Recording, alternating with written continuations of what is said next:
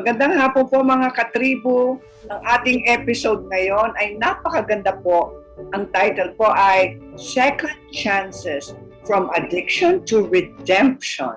O, di ba? This is a very hopeful episode today. At kasama po natin ang aking minamahal na pinsan na si Lito Gruet.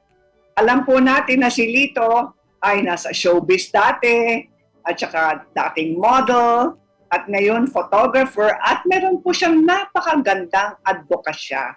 And this advocacy, my friends, is supposed to give everyone hope. Please welcome Lito Gruet. Hello, Cory.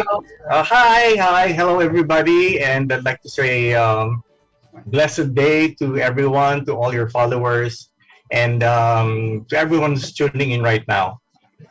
Okay, Lito, alam natin na yung storya ninyo ay isang kakaibang storya dahil nakarating ka na sa punto ng helplessness and hopelessness. Can you tell us your story? Okay, well, I grew up in Cebu. Tapos, naging typical estudyante lang ako. No? Parang may pangarap ako maging isang arkitekto. And one time, out of the blue, wala sa plano ko, meron nakalok sa akin na mag-model sa isang mall. No? That was the former Gaisano Mall. And I was offered to do a Levi's show for 50 pesos. No? So that time, 1979, parang malaki na rin para sa amin yung 50 pesos. Yeah.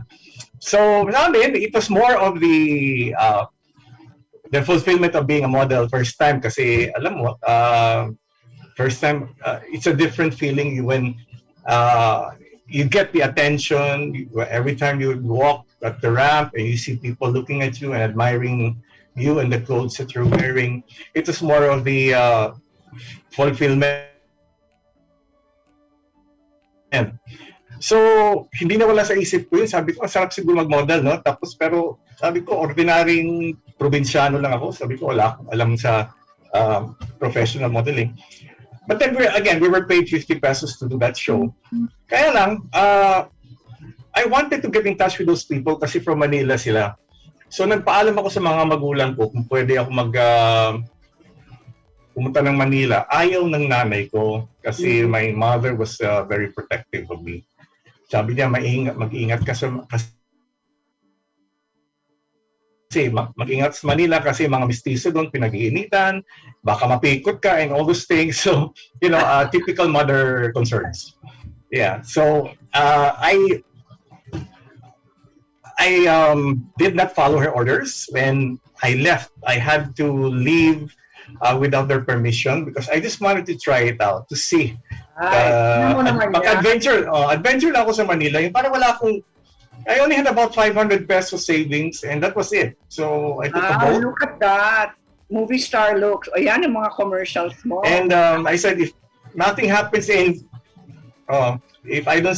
nothing happens in 3 days, 4 days, then I don't have money anymore. So uwi na ako. So sabi ko, I'll just try.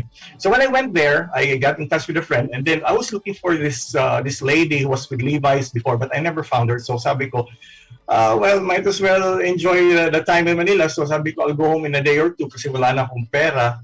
But then I said, I told my friend, nakitira ako sa kanya. Sabi ko, can you refer me to a disco? I want to experience a disco in Manila. Sabi niya, punta ka sa Q, pero may entrance yun. That was at the Regent Hotel before. Yeah. Tapos, and I said, naku, entrance, wala na akong pera. Sabi niya, maghanap ka ng Bisaya na waiter. Sabi niya na, papapasukin ka niyan. So that's what I did. I went to Regent Hotel. Sabi ko, bahala na. Then I befriended a waiter. Truly enough, pinapasok ako, walang entrance. So I was just holding a beer. That's all I could afford. That beer lasted about an hour and a half in my hand. Hindi na ubos-ubos. Yes, then there was a little guy who approached me, no? And sabi niya, excuse me, sa bar kasi ako, sabi niya, do you want to become a model? Are you a model? Sabi niya, are you a model? And I said, why are you asking? But of course, my heart was, wow, parang, di ba, parang napansin ako. Like that. Yeah, parang just like that. Tapos sabi niya, I said, not really. Then he goes, well, if you want to model for me, here's my card, you see me tomorrow. So sa loob ko, sabi ko, wow, typical pick-up line ito. Sabi ko, kasi gay kasi siya eh. So, I said, typical pick-up line. Hindi ko papansinin ito. When I went to the washroom, I checked the calling card and it said, Jose Pitoy Moreno. So, I said, Pitoy, was that the Pitoy Moreno, the famous Pitoy Moreno? I would just be looking at the magazines. And then the waiter, my friend, said, oh, palagi yan nandito, kasama ni mga beauty queen, mga model. Sabi ko, is this true? But anyway, I said, what do I have to lose if it doesn't work out, then I go home. The next day, I went to his shop in Malate, in General Malvar. And true enough, when I went there, he was there, and then, he didn't come on to me as I expected. I thought that, he would be, trying to... but he was professional. He asked his manang to dress me up. I saw all the other models I used to see only in magazines, and my heart was pounding. I said, am I part of this group already? I couldn't, Crispy Santa Maria, sila Menchu Menchaca, and all these top models. And we all know, even if you're a top model in Manila, you can't, when you're not you can't be called a Pitoy Moreno model. He chooses the models. Right. He chooses his models. So when I was there, I said, I didn't know what was happening then. I said, okay, may show tayo ngayon. So we went to, first show ko was in Malacanang. That's when I found out that the shows were all in Malacanang for President Marcos and Imelda. And then after the show, I went through it and, it was a culture shock. But after the show, I got paid 1,500. And that was a big jump from 50 pesos. So I said, wow, 5,500. Then I said, thank you, Pitoy. He goes, may show pa tayo mamayang gabi. And bukas din. And the next day, I said, oh, wow, I don't need to go home. So, I stayed behind and, I thought I was doing okay. So I started doing shows for Pitoy, then started to travel. And then other designers, napansin din ako, so they would invite me to their shows.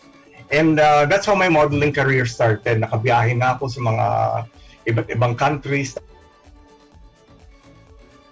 Tapos, in all humility, that time, this simple provinciano was one of the top 10 male models in the country during that time. So, also, I thought that was already my life. I wanted that lifestyle. And the commercials came, and then the movie offers came, and that was the time I thought that I was on top of the world. So that's the beginning of my modeling career. Yeah. And that's when I saw you. Nagkita tayo sa Hyatt. Right. I didn't even know we were cousins. I think you were head of the PR department already that time. Right. Do you remember I would do shows in Las Conchas? Mm-hmm. Right. So that's how we met personally. Little did I know that we were related, mother's side and my father's side. And anyway, so that's how my modeling career started. Okay, so natuwa ka naman sa modeling career nyo, pero syempre from modeling, you entered showbiz. Yeah. What was the feeling? Was the switch or the jump from modeling to showbiz easy? It was a natural transition? It was a natural transition kasi although it's a different world, it is connected because a lot of the showbiz people also came from modeling. They were discovered as ramp models or they were seen in commercials. And I was doing a lot of commercials. I was doing about 5 or 6 a month that time. And the TV offers started coming in, and then the movie offers started coming in, and I didn't have a manager, so there were some movies I'm not really proud of doing. I wasn't really proud of doing. Pero hanap buhay eh. So kailangan kasi mag-survive ako, self-supporting. So I did a lot of TV shows. I guested in a lot of TV shows, and I did some movies. Ang unang movie ko was Shake, Rattle, and Roll. And then my last movie was Akyat Bahay Gang. Nasaan yung mga posters ng movies na yan? Sayang naman. Can we see? Yeah, I think I sent it. Ha? Makita nga natin. Yeah, I did send it. I don't know if they can show it there. Yeah, let's look at all your photographs. Sa dami ng mga photographs pinadala ni Lito. Oo. Ang haba ng kanyang career. So, at what point did you enter that phase na hindi ka nais-nais na bahagi ng buhay mo? Okay. Well, yan nga ang mahirap sa mundo ng drugs because hindi namimili. And sometimes when you're not aware of the consequences, you just get into it. So that time sa mundo ng showbiz at modeling mga 80s, that was the time na naging uso yung shabu, no?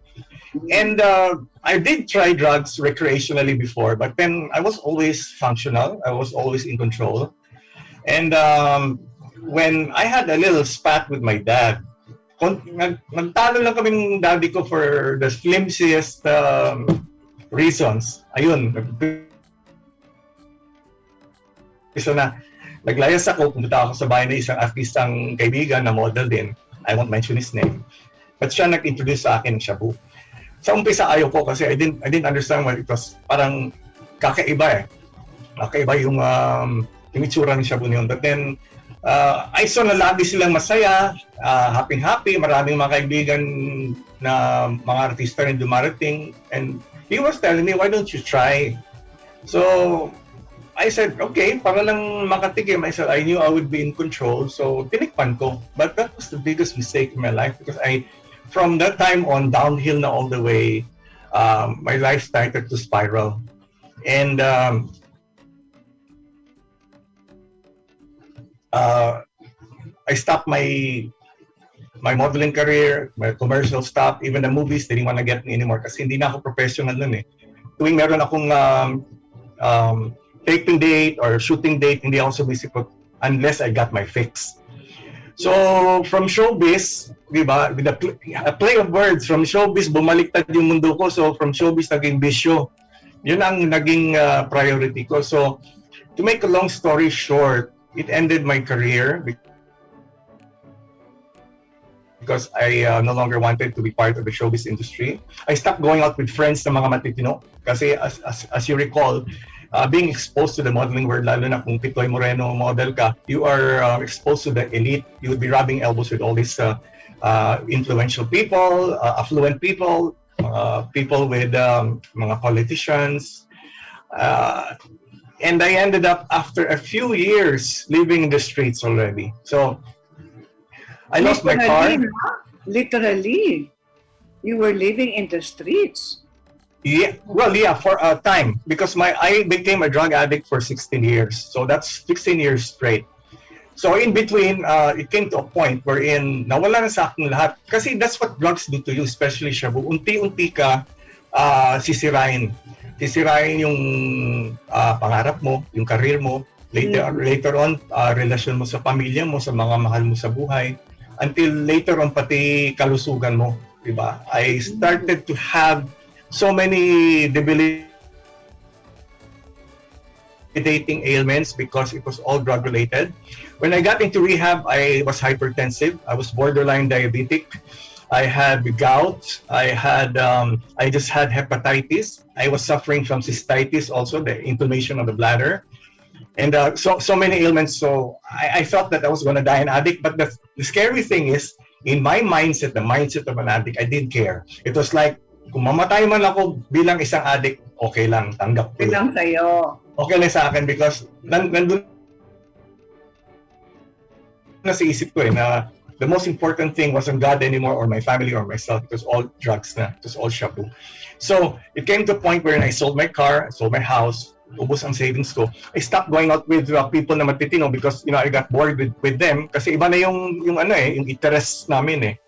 So, I would be going out with people who would be using drugs until I met the pushers. I started hanging out with pushers until eventually walang-wala na talaga ako. So I would go home to my uncle's place from time to time, but most of the time I would be living in the squatters area already, along Harrison. So Lito, I okay. saw that kind of life that was there. Talagang Hold muna tayo, mga katribo. Huwag po kayong aalis. Itutuloy po natin ang storya ni Lito Gruet. A Story of Hope.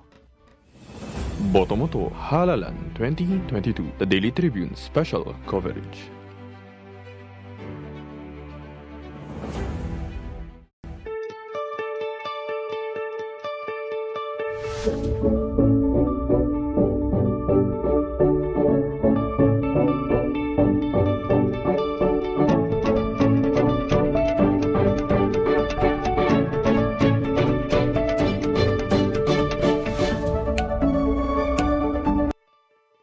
Welcome back mga katribo. Ang story ng, siyempre, meron palaging hope, may pag-asa, palagi. Kahit anong mangyari sa buhay po natin.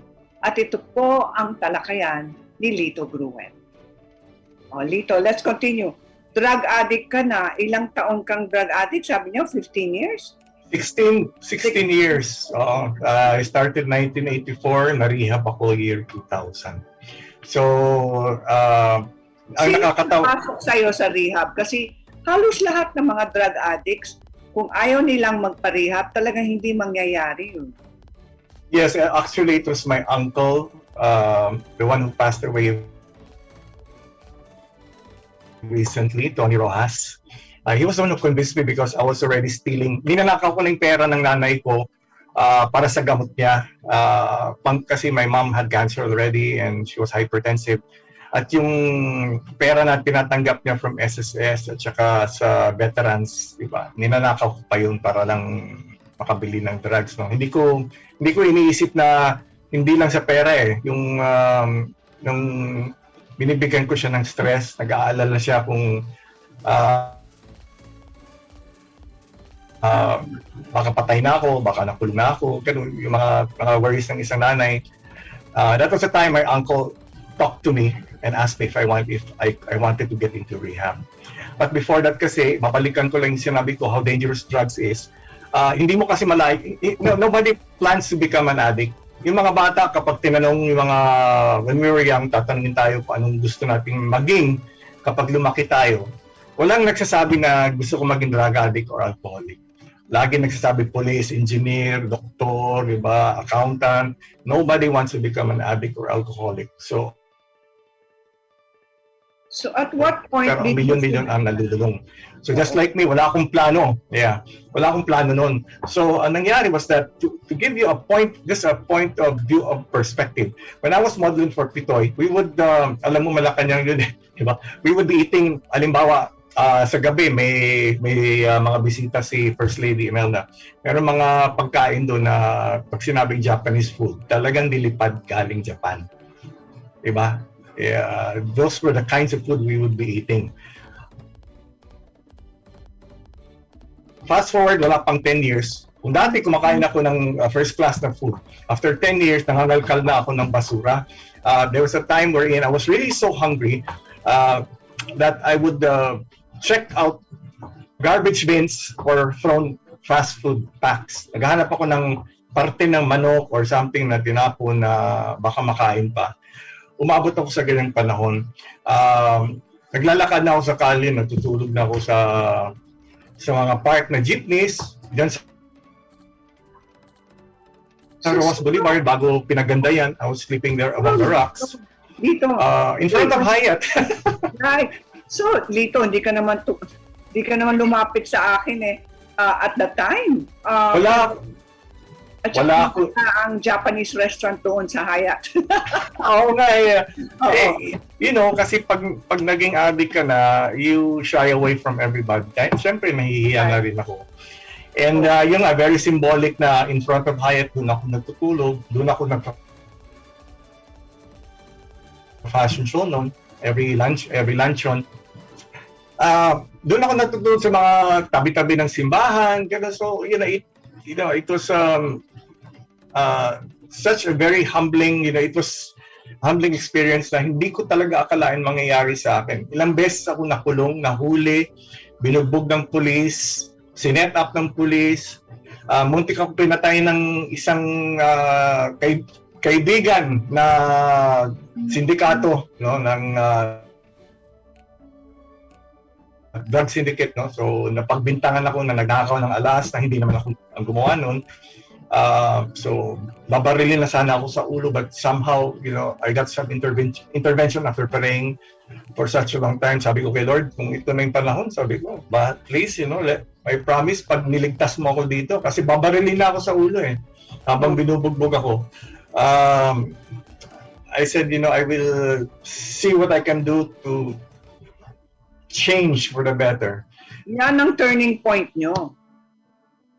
Somehow, nakalabas ako noon, but, you know, ganun pa rin, hindi ako nagbago. I continue my addiction, because that's how powerful addiction is. Nagalit si Lord. So, although I was praying so many times, nagalit ako kay Lord, because sabi ko, Lord, so many times in my life, I wanted already to quit. Sabi ko, Lord, tulungan mo ako mawala yung addiction sa system ko. Pero ayaw parang I would go on to the Holy Sacrament,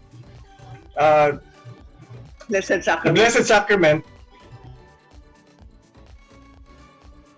and I would even hardly walk that time when I had cystitis already. Cystitis, I would be urinating involuntarily and have excruciating pains, no, painful attacks. I would go to the Blessed Sacrament and I would pray, say, Lord, please remove my addiction from me. I want to stop already. I can't handle it. And, you know, I thought that, you know, my prayers were falling into deaf ears kasi parang walang ginawa si Lord I didn't realize that He was just preparing me for something bigger. Right. Diba? So parang sinabi niya sa akin, ngayon nalaman ko, hinukay ko na, sabi ko, alam ko na pala. So, Lito, kung bakit God's denial is not, God's delay is not God's denial. Ano? Lito, sino ang kumukup sa iyo? Who saved you? Who pulled you out of that situation? Well, as I mentioned earlier, it was my uncle. May he rest in peace. No, he died of COVID recently, so a very tragic. Second father ko yun So again, that was a time wherein sabi niya sa akin, sabi niya, grabe na yung ginagawa mo kasi nakikitira lang kami ng nanay ko dun sa place niya. Dumarating na yung mga polis, hinahanap ako dahil marami pa atraso. And again, as I said, I was stealing from my mom already. And although I encountered so many other experiences that masasabi ko na grabe, like ilang beses ako na-aresto, I think 5 or 6 times. Yeah. So pagpasok ka sa but hindi talaga ako natuto, hindi ako nadala until nagkaroon ako ng konting konsyensya when I was stealing from my mom already. Yung parang sabi ng tito ko, how low can you get? Sabi niya, how low can you get? Hindi niya alam yung mga naranasan, mga na-experience ko na tumira ako sa squatter. Alam mo, Cory, grabe ang drugs. Tumira ako sa squatter, kaya alam ko yung buhay doon. You name it, barangay captain, barangay tanod, all drug users, or drug protectors. Nakita ko doon kung dati I was rubbing elbows with sabihin natin yung mga elite. I was literally and figuratively rubbing elbows with criminals. Kasi maliit lang yung place namin so talaga nagbabanggaan yung siko namin. So from the elite people I was mingling with before, my circle of friends became drug addicts, drug pushers, carnappers, human traffickers, bukas kotse gang, itong mga forgers, name it. Klaseng criminal ang mga nami-meet natin din sa mundo ng drugs. So, paano naman pag nung pinasok ka sa rehab? So, pati mga bata, inaalok as collateral. So, when you entered rehab, because we have like 15 minutes left, but okay. When you entered rehab, it was a drastic change for you, right? It was a drastic change, yeah. It was a drastic change, but yung misconception kasi ng iba na pag sinabing rehab, parusa. No? Well, there are different kinds of rehab. Fortunately, the one I got into was there. Father Bob Garon. Yeah, originally Father Bob Garon, their father, and then Doc Abbas took over. it was realization. Kasi, yung rehab kasi, cannot promise you 100% na magre-recover pa, but it gives you the opportunity to see the light, to know what to do. It's like going to school. It's a school of life. So I was able to absorb it. I saw the pain caused by the people with me, the pains they were causing their parents, and I saw myself in them. I said, this is who I am. Ganda. Tingnan mo naman, no? If I didn't like this person, I said, this is exactly who I am. So I found out there that I have a gift for speaking. Every time I would talk to my peers, they would listen. And I said, maybe this is something I could do. This is God's way of saving the best for last. So somehow He led me to Stella. That was the time Stella came into my life. My wife Stella, kapatid ni Chana Romero. So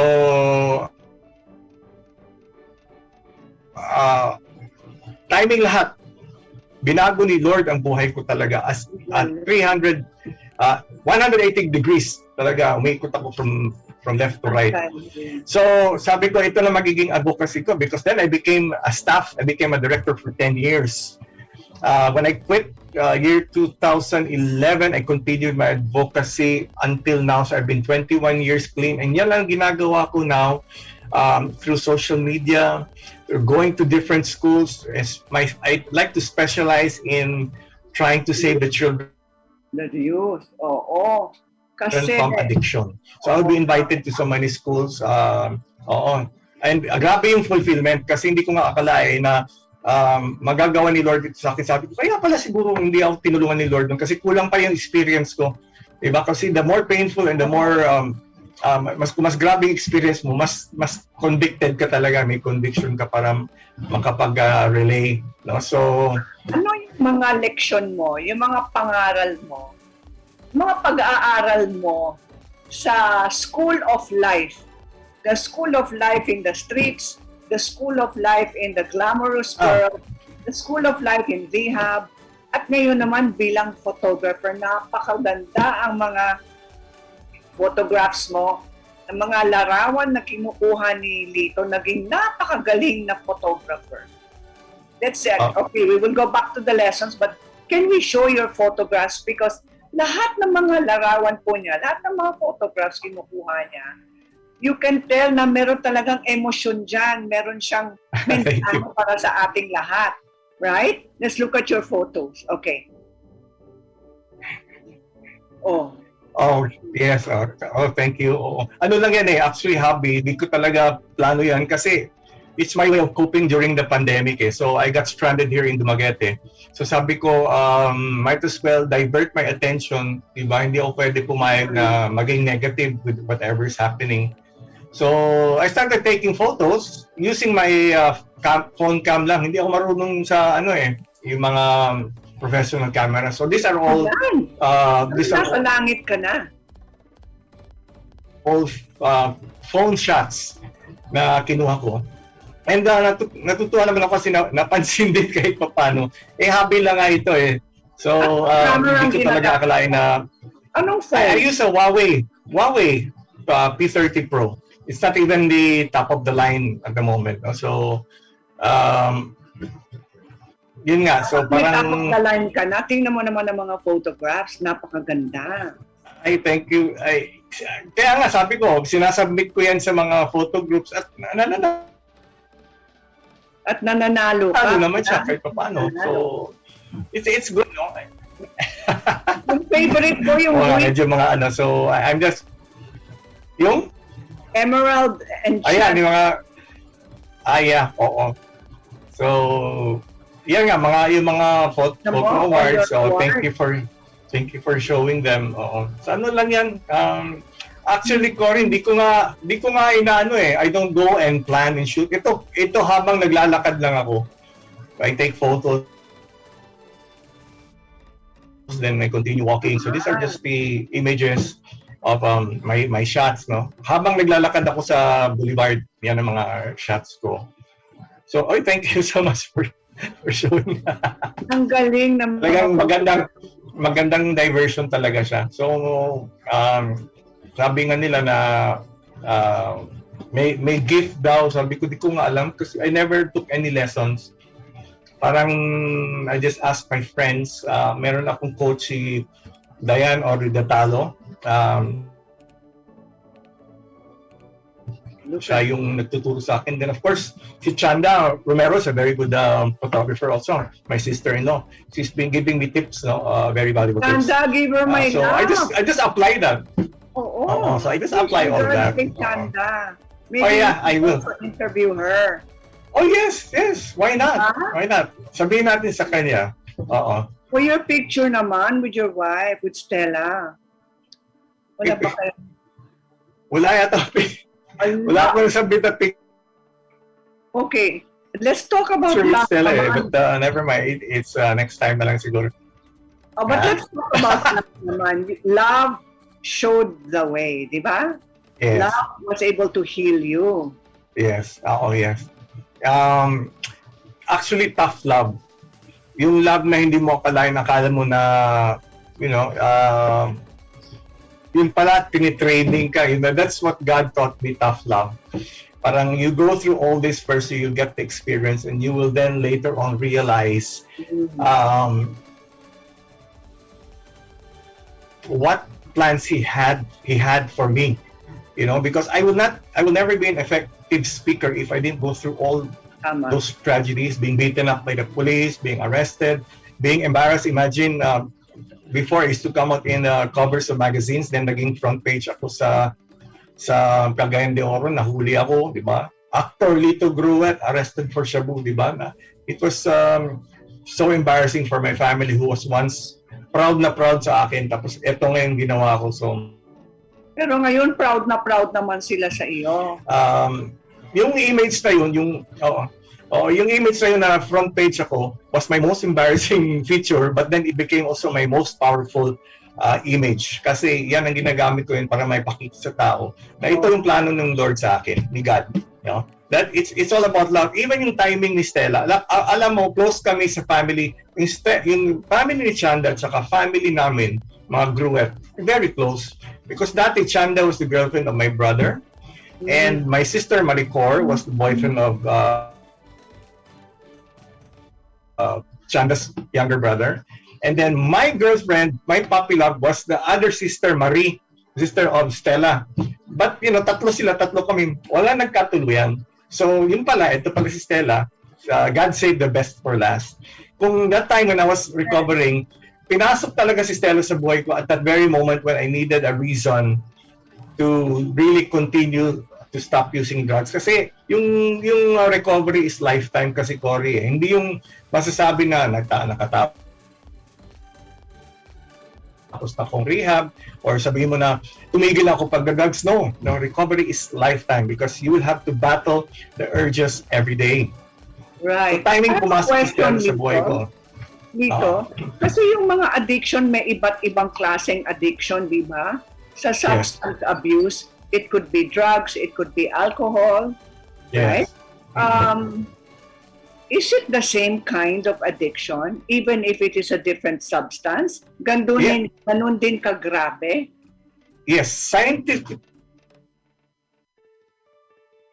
well, I had that kind of addiction. Most drug addicts get into multiple addictions. I was addicted first to shabu. Then, of course, women came into the picture. I became a sex addict. I became a gambling addict. Ubus ang pera ko sa casino. And then I became a pornography addict. And these are all addictions that are interrelated. Now, if you go to a rehab, what they will teach you is about the program is that whether you're an alcoholic or you're a drug addict or you are, let's say, a shopaholic or maybe you're an internet addict, they have a certain profile that fits all of this because it is already a, how do you call this? Nagtitake over na kasi itong mga addiction mo sa buhay mo. Hindi, parang mga drugs din at alcohol, itong mga internet addiction, itong mga gaming addiction, lahat yan, right. Fits the same profile kasi it takes over your life. Yung mga addicted sa mga games, kita mo hindi rin na sila nakaka-focus sa pag-aaral. Kung tatanungin mo kung ano nasa isip nila, yung utak nila nandun na sa mga games, sa mga internet, kung ano-ano lang, sa Facebook, social media, TikTok, or whatever. Yun na lang ang focus nila. So in a way, it is an addiction kasi nawawala ka na sa normal routine mo. Diba? It takes you away from that normalcy. So when you go into rehab, you cannot say, I'm treating you differently because you're an alcoholic. Hindi pareho lahat yun. Treating you differently because you're a drug addict. Pareho lang. You address the profile. Yung tinuturo nga sa rehab namin noon is that, by the way, I'm connected with Safe Haven Rehab. No? In Cebu, I'm a volunteer. And I'm also a volunteer with People's Volunteer Against Illegal Drugs. I-plug ko na kasi party list, they're campaigning for party list. No? PBAID, puro drug related yan. And as I was saying, it doesn't mean to say hindi ka na nagda-drugs ay matino ka na. Kasi yung sa recovery, dapat kasi it's not just a reformation of habits. It's a transformation of character. Kailangan baguhin yung character ng tao because kung mahina yung character mo, kung marupok ka, konting problema lang, you will just slide back into drugs. So, kaya nga tinuturo, binabago yung pagkatao mo, hindi yung abstinence. It is a mistake when people say, I've been clean for 2 months. It doesn't follow. Dapat talaga may program ka sinusunod para may support yung recovery mo. And a lot of people forget, especially parents, it's a crime. There's so many parents that are enablers. Nakakalimutan nila that first and foremost, it's a crime. When you use drugs, you use illegal drugs, you're committing a crime. When you commit a crime, you break the law. When you break the law, you go to jail. Either you go to jail, you go to the mental institution, or mamamatay ka, ililibing ka. So ito lang yung mga 3 places na mapupuntahan kapag addict ka: ospital, kulungan, o sementeryo. Yan ang sinasabi namin palagi. But parents tend to forget it's a crime. At kapag lumabag ka na sa batas, ito na yung nagiging problema. If you deal with dirty cops, you deal with judges, you deal with fiscals. Okay. So, anong mensahe mo para sa mga nanonood ngayon, o let's say mga magulang, na meron silang mga anak na merong addiction and they don't know what to do? And the other message is a message to the addicts. Whoever's watching right now, kung sa tingin nyo may addiction na kayo o papunta na kayo doon, please listen to the message of Lito Gruet. Lito. Okay, para sa mga magulang, parang kailangan pag-aralan nyo rin kung ano yung drugs, ano yung epekto. Kaya minsan nagpo-post ako, ito yung mga epekto, ito yung mga senyales kung yung anak niyo ay posibleng nagda-drugs na, di ba? Do not be gullible because there's so many actually close friends of ours na yung pati yung anak na hindi akalain na nag-use ng drugs, nag-overdose, no? And she died at a very young age, very pretty. Naging controversial ngayon sa Cebu eh. Pero nakita mo, matino siya, nag-aaral, masunuri sa mga magulang, tsaka makadiyos. Pero yung kasamahan niya, yun ang naging bad influence, hindi alam ng mga magulang. So ito yung masasabi ko. First and foremost, study about drug addiction. Because, parang pandemic yan eh. Di ba? Hindi lang virus yung nakakamatay o nakakasira ng buhay. Itong drugs has been a pandemic for the longest time. Sinisira ang buhay mo, buhay ng pamilya mo, sinisira yung kinabukasan mo. Di ba? Tapos, the best way is to educate yourself. Kasi, tulad ng sex education, yung mga responsable mga magulang, ituturo yan sa mga anak nila. Diba? The right way to look at sex education. Parang ganun din yan. Drugs are everywhere. The moment your child steps out of your house, you lose control already. Diba? Vulnerable na yung anak mo. Hindi mo alam kung sino mga kasama sa paaralan, hindi mo alam kung sino yung mga barkada. So dapat alamin mo yan. You teach them about the dangers of drug abuse. Pakita mo sa kanila kung ano mangyayari sa mga drug abuse. Don't hide it from them. Scare them if you have to. Pakita mo kung ano yung katotohanan, kung ano mangyayari sa utak at sa buhay ng isang taong nagda-drugs or yung buhay sa kulungan. Diba? Kailangan ipaliwanag mo yun sa kanya.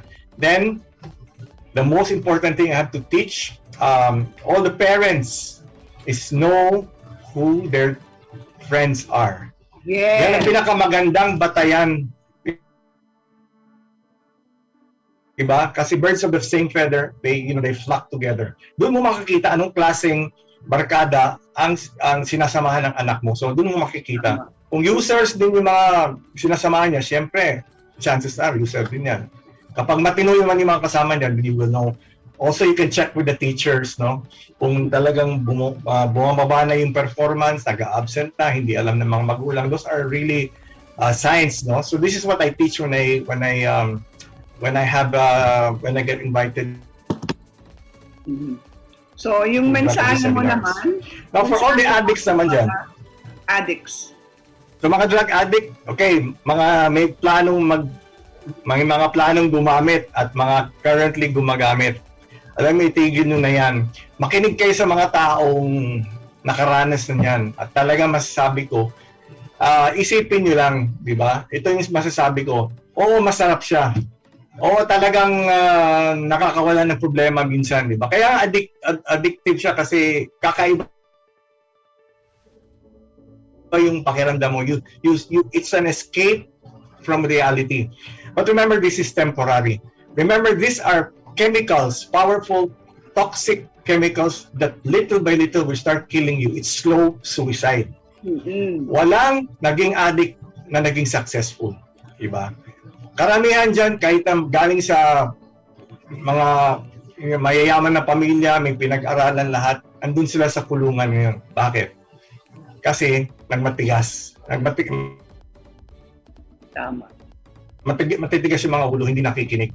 When you get into the world of drugs, you're opening yourself to a life of crime. Diba? Because ang lahat ng mga gumagamit ng drugs, klaseng criminal. Ngayon, ito masasabi ko, is it worth it? Yung panandali ang sarap, is it worth it na habang buhay ang hirap? Diba? Panandali ang sarap, pero habang buhay ang hirap. Makikita mo ba sarili mo habang buhay nasa kulungan? Makikita mo ba sarili mo na iba na yung tumatakbo sa utak mo dahil kinain na ng chemical sa utak mo? Yung mga, kaya mo bang isipin na ang pamilya mo na dating minamahal mo, na pinangakuan mo na talaga ipagtatanggol mo, minsan ibibigay mo yung buhay mo para ipagtanggol yung pamilya mo. Di ba? Magiging baliwala na sa'yo. Dahil priority mo ang drugs. Ito masasabi ko sa inyo, di ba? If you're using drugs now, itigil nyo. Trust me. I've tried that. I've seen the worst. I've seen friends who have died. I've seen friends na hanggang ngayon nasa mental institution pa. Talagang nagkaroon ng permanent psychosis na sila. Di ba? So, in the end, di ba, ano ang positive outcome nito? Wala. Wala. You will just be killing yourself slowly at dinadamay mo pa rin yung sarili mong pamilya. Okay? So, if somebody asks you to take drugs, think about it. Panandali ang sarap, ang katumbas ay habang buhay, nahirap. Ayun. Lito, may contact number staff because I know you're doing counseling. Oh yes, well, I don't have a separate contact number, but they can message me through Facebook. It's open, no? The privacy settings is open, so they just message me Lito Gruet, and I will do it again. Because I can also refer different kinds of rehabs, or I'm connected also with advocacy groups that have counselors that can counsel for free, minsan about depression, about any kind of problems about recovering from the death of a loved one, yung mga ganun. So just feel free to get in touch with me. Wow, ang galing ni Lito Gruet. From addiction to redemption, ang ating storya ng pag-asa. Lito, thank you very much. God bless you. Thank you for sharing your beautiful story. Thank you, Prima. See you soon, Thank you. Primo. Pinsan. Oh, yeah. Proud of Yeah, you. Vincent. Iyan po ang ating episode ngayon, mga katribu. A story of hope. More to come in the following weeks. Meanwhile, stay safe everyone. Ito po si Cory Quirino para sa Kalingang, Katribu.